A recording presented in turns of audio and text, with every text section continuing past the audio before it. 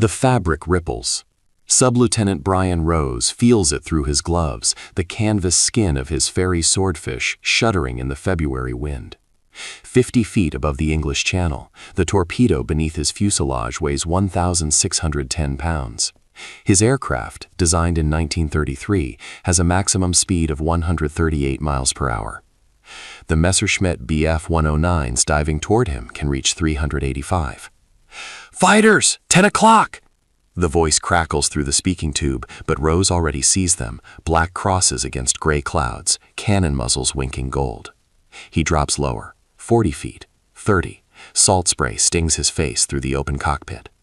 Behind him, leading airman Ginger Johnson swivels his single Lewis gun, the weapon rattling uselessly against 20mm cannon shells that punch through their wings like fists through paper.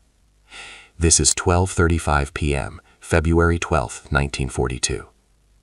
20 minutes ago, 6 obsolete biplanes left RAF Manston on a mission their commander knew was suicide. They were promised 60 Spitfires for escort. 10 arrived.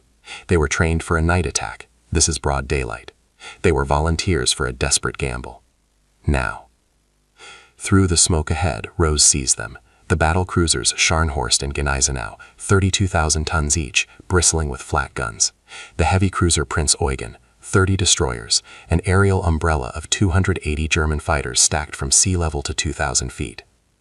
And 6 fabric-covered biplanes flying into hell at the speed of a family car. The first swordfish, Lieutenant Commander Eugene Esmonds, suddenly blooms orange. Direct hit. The port wing disintegrates.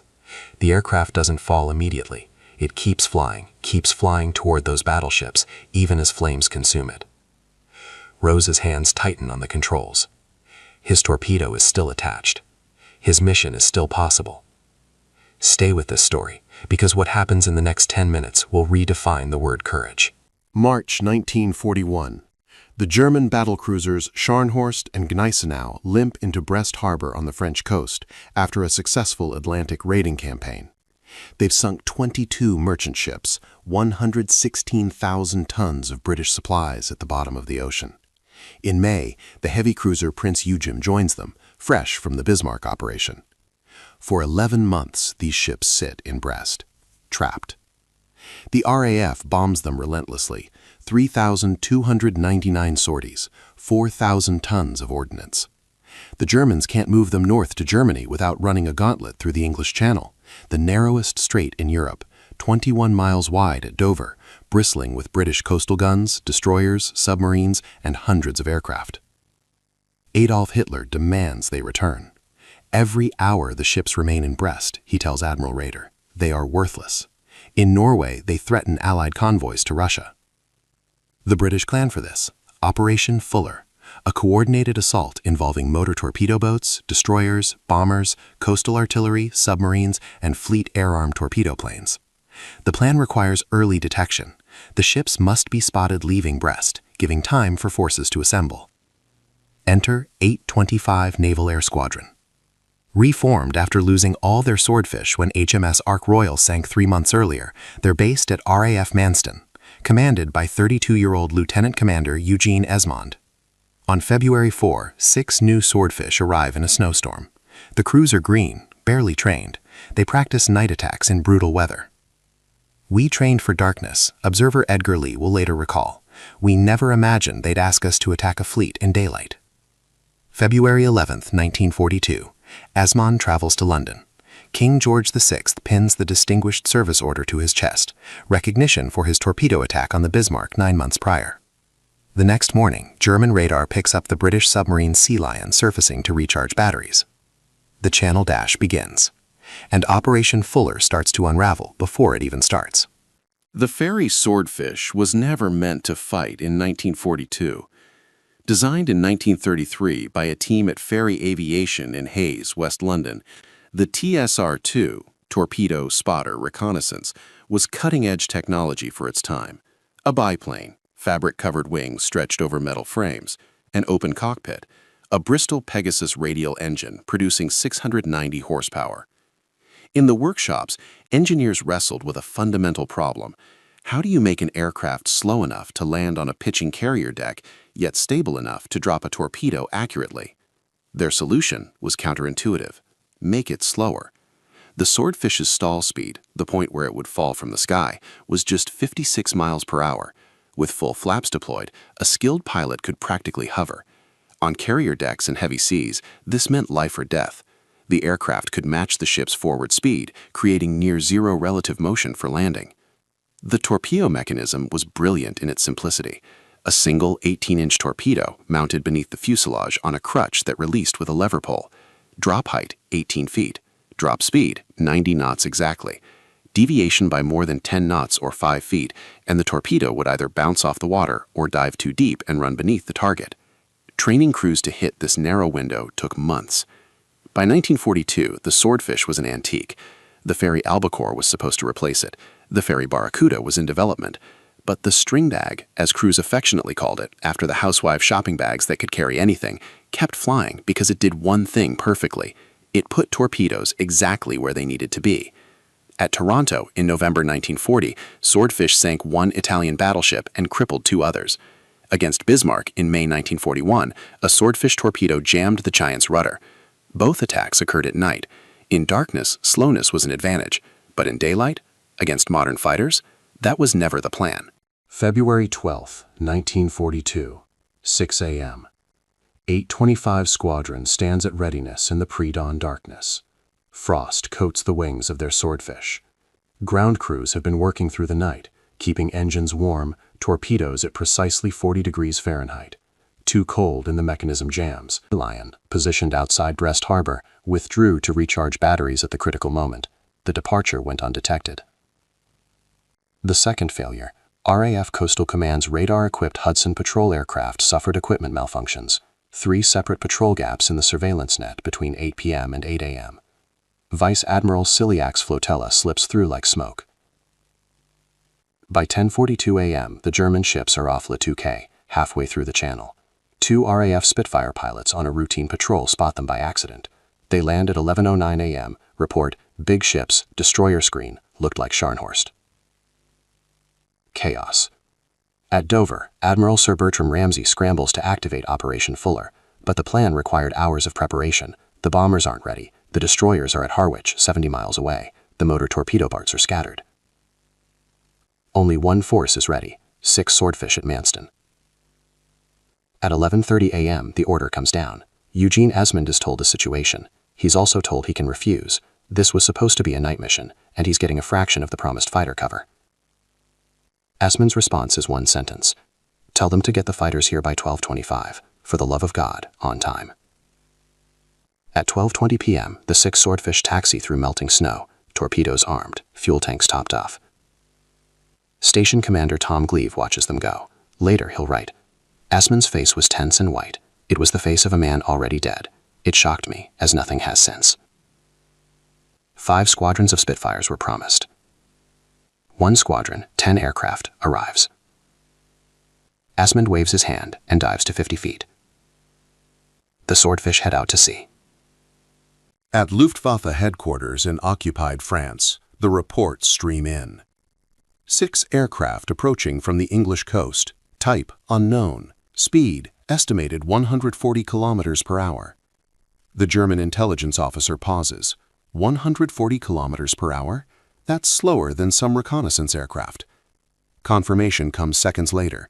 Biplanes. They appear to be Swordfish. Laughter in the operations room.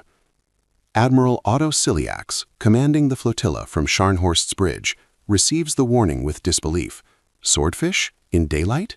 Against his battle group of 3 capital ships, 6 destroyers, 14 torpedo boats, and continuous fighter cover? He calls it the mothball Navy attack.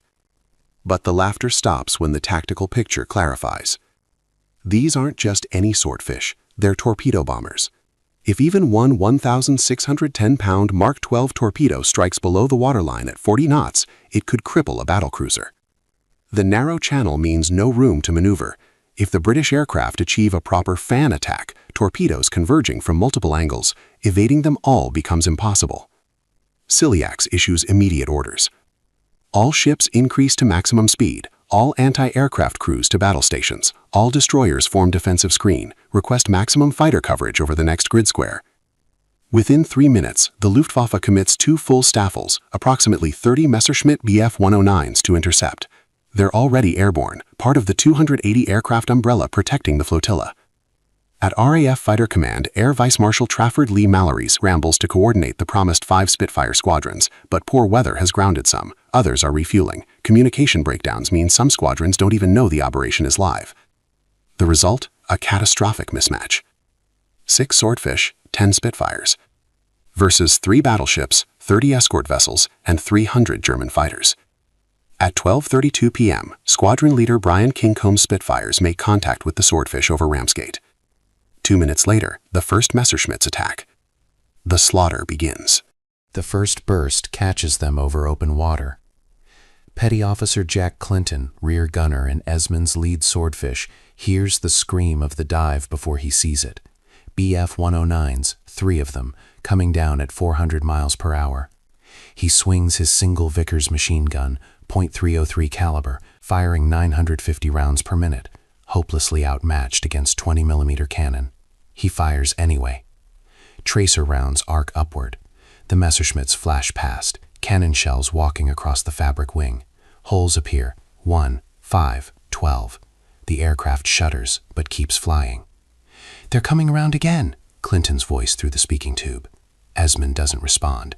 He's focused on one thing, keeping the nose pointed at those battleships, now visible through the murk. 7 miles. 6. Behind him, Sub-Lieutenant Pat Kingsmill's Swordfish takes a 20mm shell through the fuel tank. It doesn't explode, miraculous, but fuel streams out, a rainbow shimmer in the frozen air. His engine begins to sputter. Above, the 10 Spitfires from 72 Squadron are fighting like demons. Squadron Leader Kincombe gets 1 Bf-109, a brief bloom of orange, but they're impossibly outnumbered. For every German fighter they engage, 2 more slip through to the Swordfish. 5 miles. The destroyer screen opens fire, 4-inch guns, 37mm flak, everything.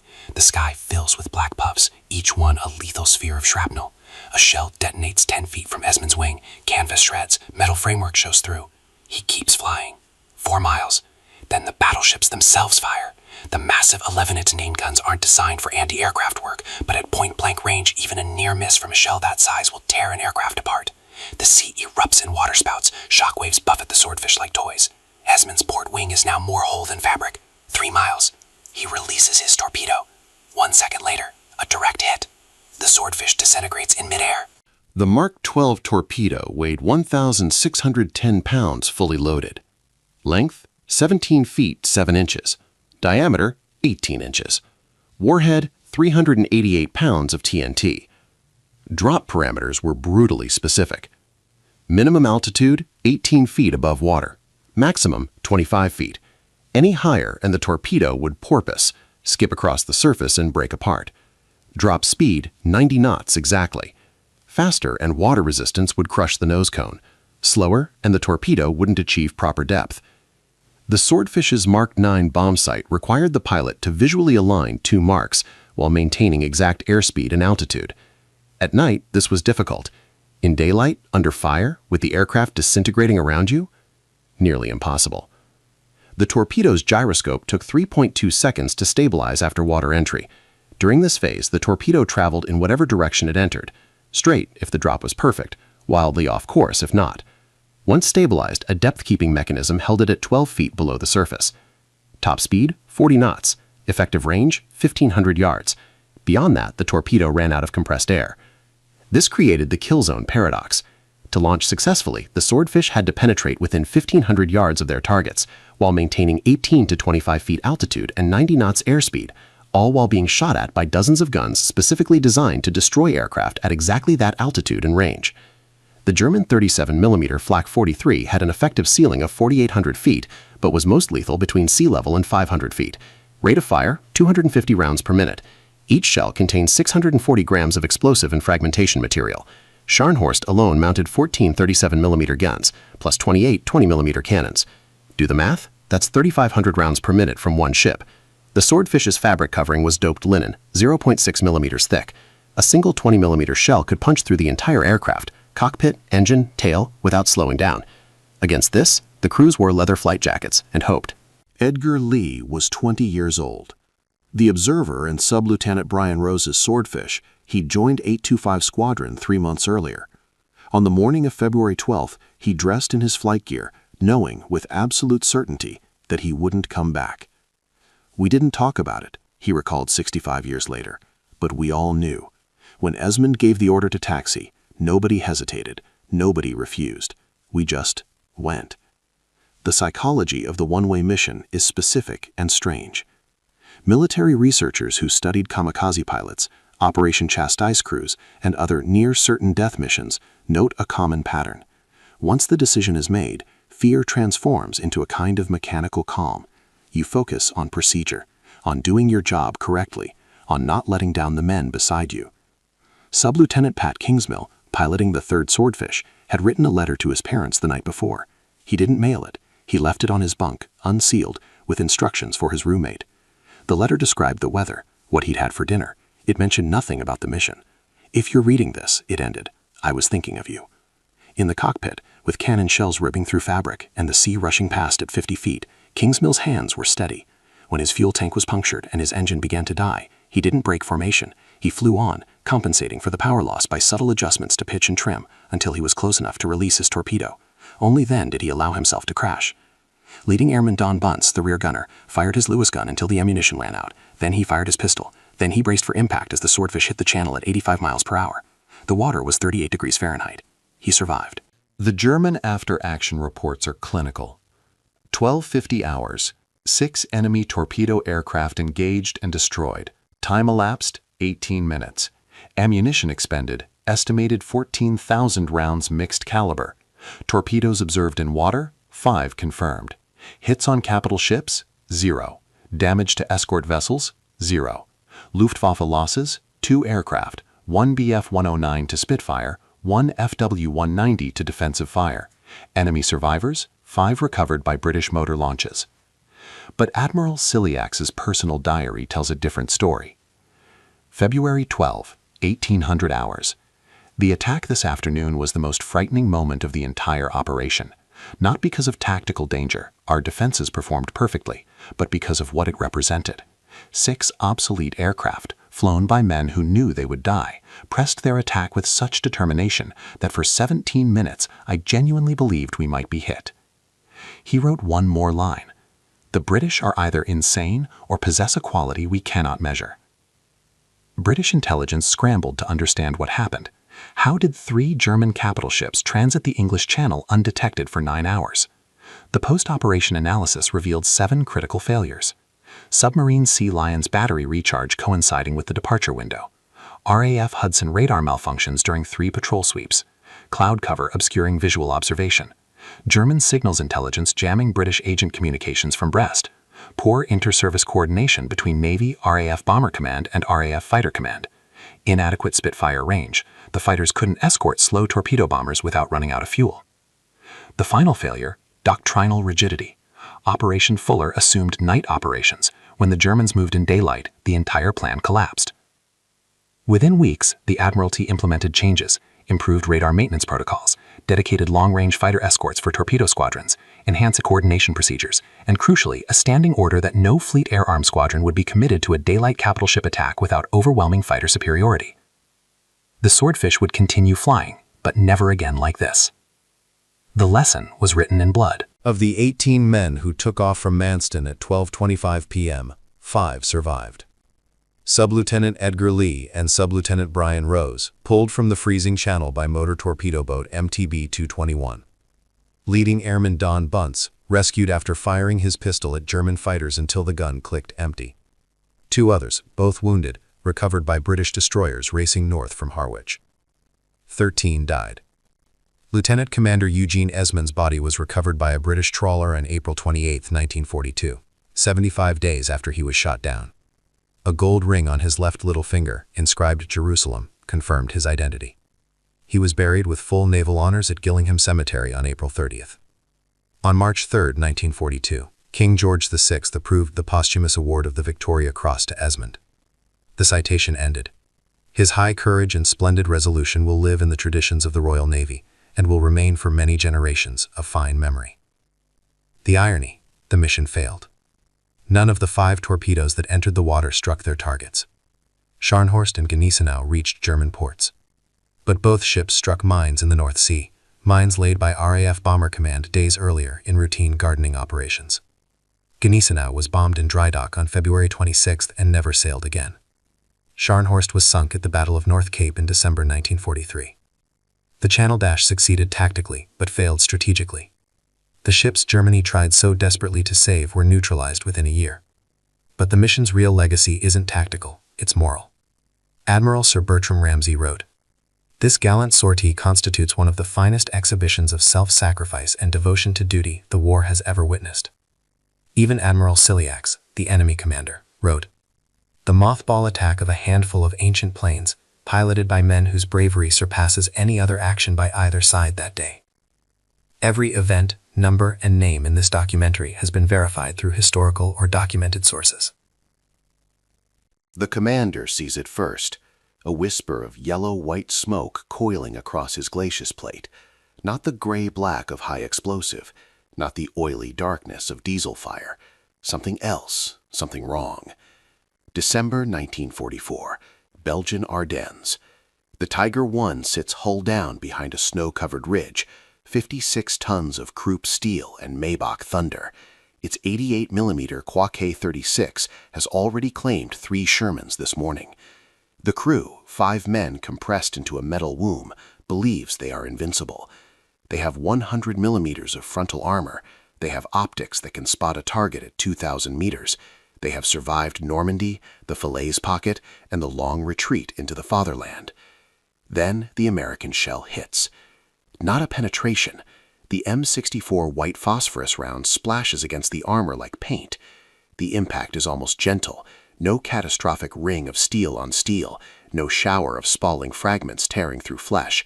Just this strange bloom of white smoke that sticks to everything it touches. The gunner doesn't understand at first. Neither does the loader. They watch the smoke spread across the vision ports, blinding their Zeiss optics in seconds. The driver feels the temperature spike, his forward hatch suddenly radiating heat like a furnace door. And then the smell arrives. Garlic. Thick and chemical and wrong, flooding through the ventilation system. The Tiger's engine compartment fan, designed to cool a 700 horsepower Maybach HL230, now pulls burning smoke directly into the fighting compartment. The smoke contains phosphorus pentoxide, phosphoric acids, phosphine. It burns at 1500 degrees Celsius. When it touches moisture, sweat, breath, the wet membranes of eyes and lungs, it converts to acid. The commander tries to order evasive action, but his throat is closing, and the smoke keeps coming. By December 1944, the Western Allies faced a brutal mathematical problem.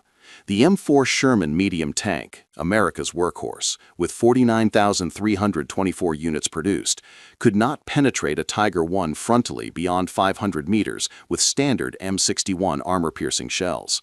The Tiger's frontal armor measured 100 millimeters thick. The Sherman's 75mm M3 gun could punch through 88mm at best, and only at point-blank range. The kill ratio told the story. 3rd Armored Division lost 648 Sherman tanks completely destroyed between Normandy and Germany's border. 5 Shermans traded for every Tiger or Panther, sometimes 10. American crews called their tanks death traps. German crews called them Ronsons. They light first time, every time. But American tankers discovered something the engineers never intended. The M64 75mm white phosphorus round was designed as a smoke marker for artillery spotting. It contained elemental phosphorus suspended in solution, a chemical that ignites spontaneously above 30 degrees Celsius when exposed to oxygen. Military designation, screening round.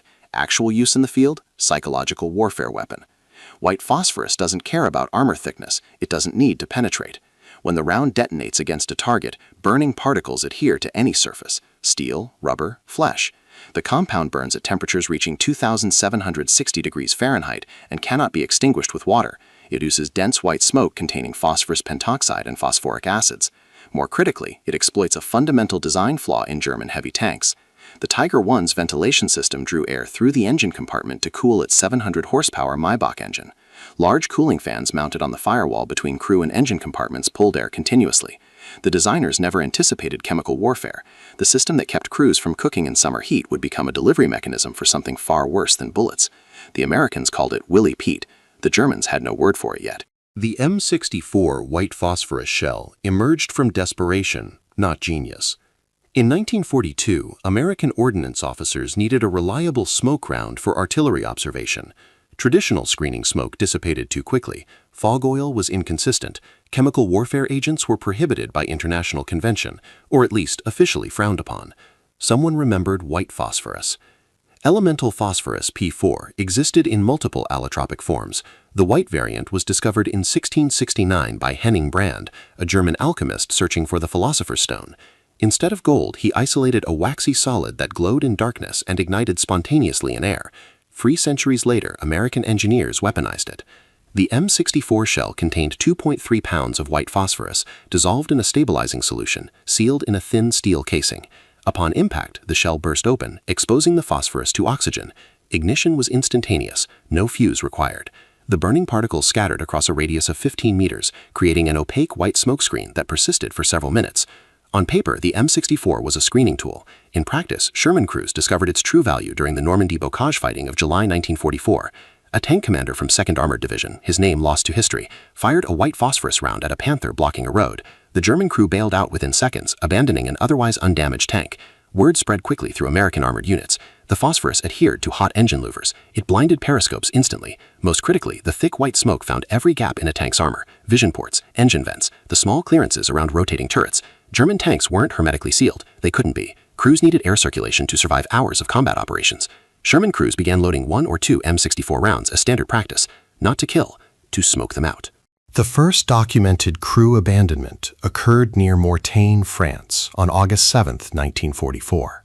A lone Sherman from 3rd Armored Division encountered 2 Panther tanks at a crossroads at dawn. The American tank commander, a replacement officer commanding his first combat action, knew his armor-piercing rounds were useless at 800 meters. The Panthers hadn't spotted him yet, their turrets traversing slowly as they scanned the hedgerows. He ordered his gunner to load white phosphorus. The first round struck the lead Panther's turret ring. Burning particles cascaded down the tank's flanks, igniting rubber road wheels and track grease. Thick smoke enveloped the vehicle instantly. Within 15 seconds, the Panther's commander threw open his hatch and climbed out, followed by his crew. They ran. The second Panther reversed rapidly into cover and didn't re-engage. Both German tanks were mechanically intact. Both were abandoned.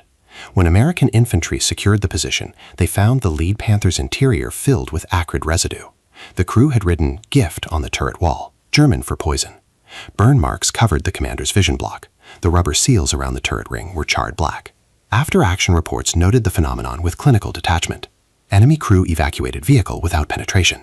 Ordnance officers interviewed the Sherman crew. The information circulated through training bulletins that autumn. By October 1944, American tank crews in the European theater carried M64 rounds as standard ammunition load. Official doctrine still classified them as screening rounds. Unofficial battlefield wisdom called them tank cookers. The psychological effect was documented in captured German after-action reports. Panzer crews began reporting chemical attacks from American forces. Some described burning smoke that caused respiratory distress. Others mentioned crew members suffering skin irritation and partial blindness after exposure. They didn't understand what they were facing yet. They called it Rakeshas, smoke shell, as if smoke could melt flesh. By December 1944, white phosphorus rounds had altered American tank doctrine without ever appearing in official field manuals. Intelligence estimates from 1st and 3rd Armies reported increased German crew abandonment rates across all heavy tank types, Tiger I, Tiger II, and Panther. The shift was statistically significant. In July 1944, approximately 12% of German tanks encountered were abandoned without catastrophic damage. By December, that figure reached 31% in some sectors. American ordnance officers analyzed the trend. Traditional armor-piercing ammunition kill rates remained constant. The Sherman's 75mm gun still couldn't reliably penetrate a Tiger's frontal armor beyond 500 meters. But when M64 white phosphorus rounds were employed in conjunction with flanking maneuvers, German tank survival dropped precipitously. The tactical equation changed. Sherman platoons developed new engagement protocols. One tank fires white phosphorus to blind and disorient the target.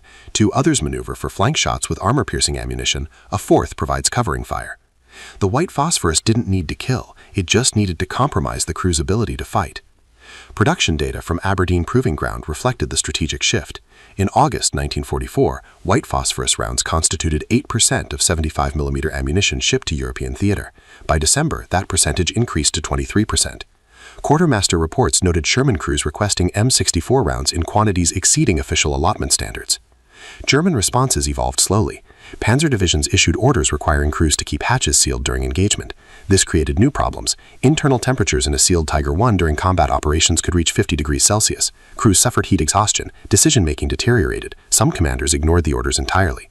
The Wehrmacht never developed effective countermeasures. They couldn't seal the ventilation systems without suffocating their crews. They couldn't filter out the phosphoric acids and phosphine gas that white phosphorus smoke contained.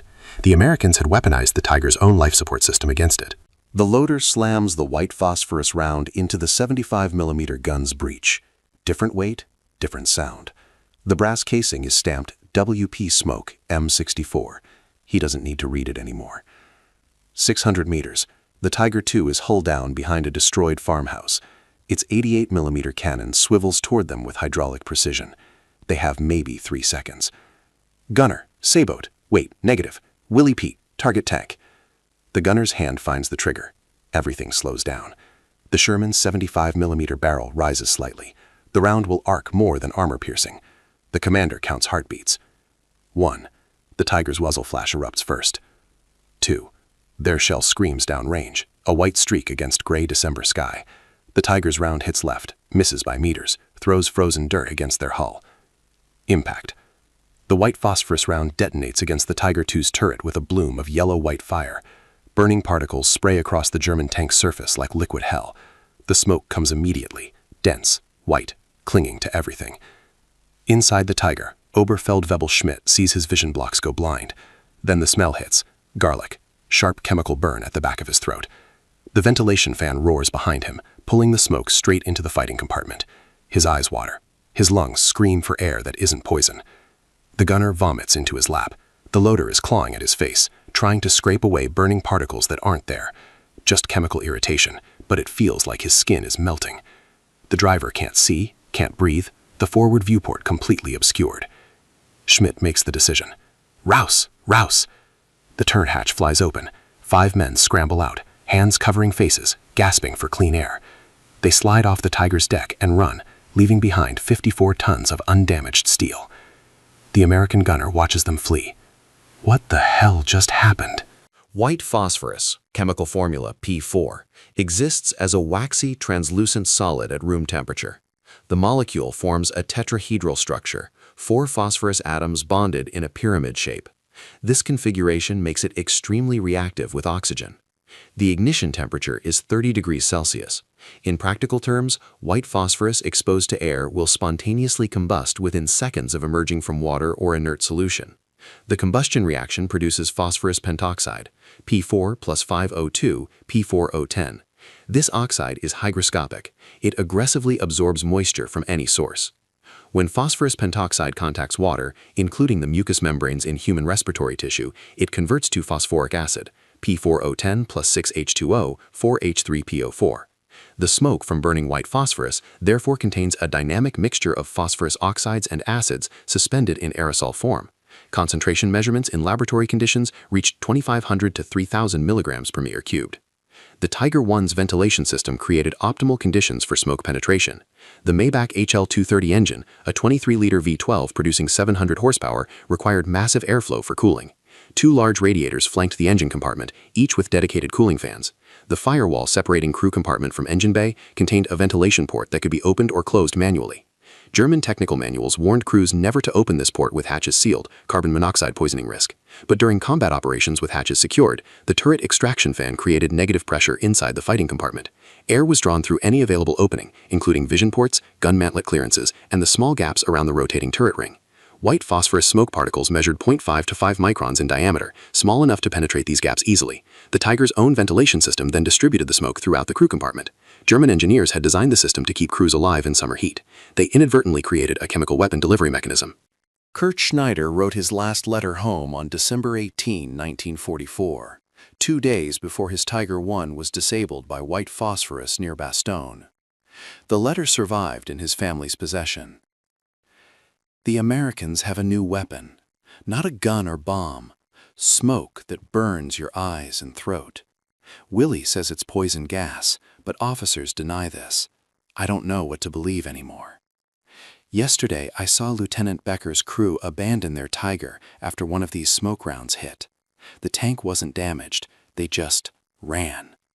Becker was crying.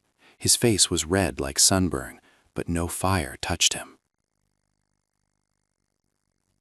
Medical records from Wehrmacht field hospitals document similar accounts. Panzer crews presented with chemical burns to facial tissue, severe conjunctivitis, and respiratory distress, without corresponding thermal burns or blast injuries. The symptoms appeared within minutes of exposure and worsened over 24-48 hours, as absorbed phosphorus caused systemic toxicity. The psychological toll exceeded the physical damage. Experienced Tiger commanders, men who had fought from Poland to Normandy, developed acute anxiety about ventilation systems. Some crews wedged rags into ventilation ports, creating carbon monoxide hazards. Others refused to seal hatches during combat, exposing themselves to small arms fire to avoid the smoke.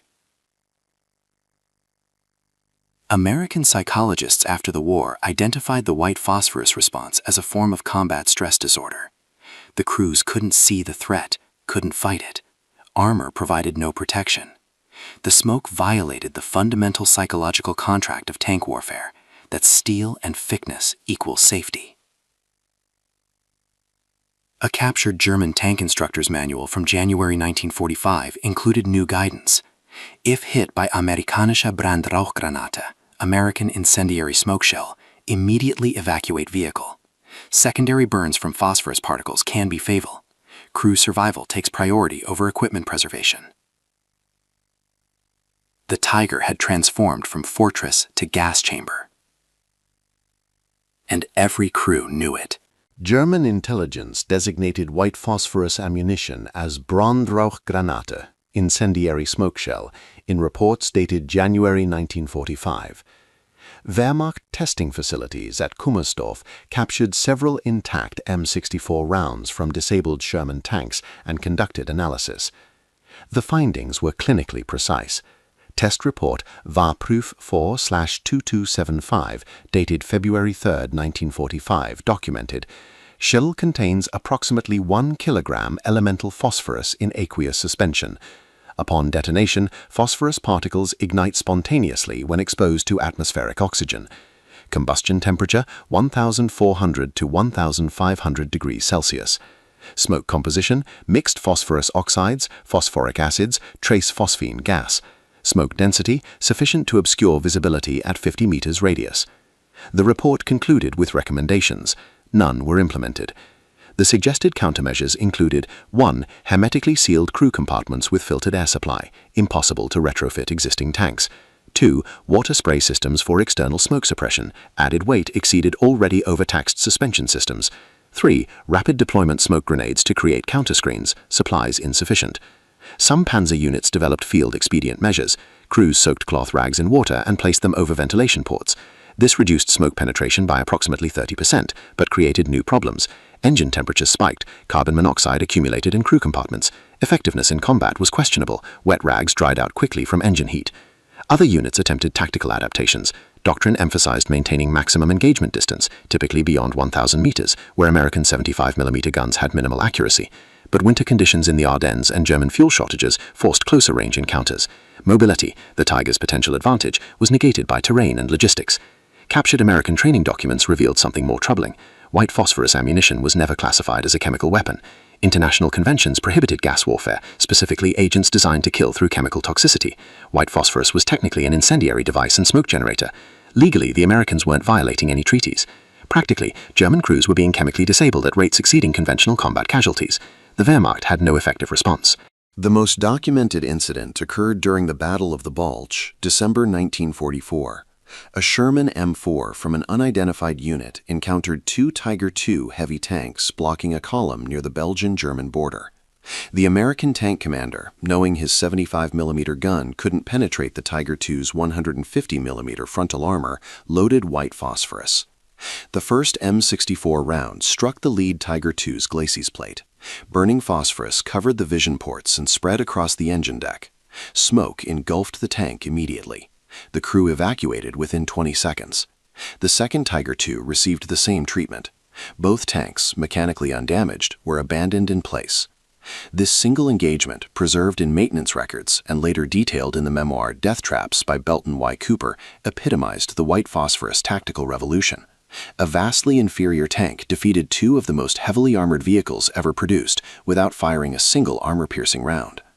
The tactic's legacy extended beyond World War II.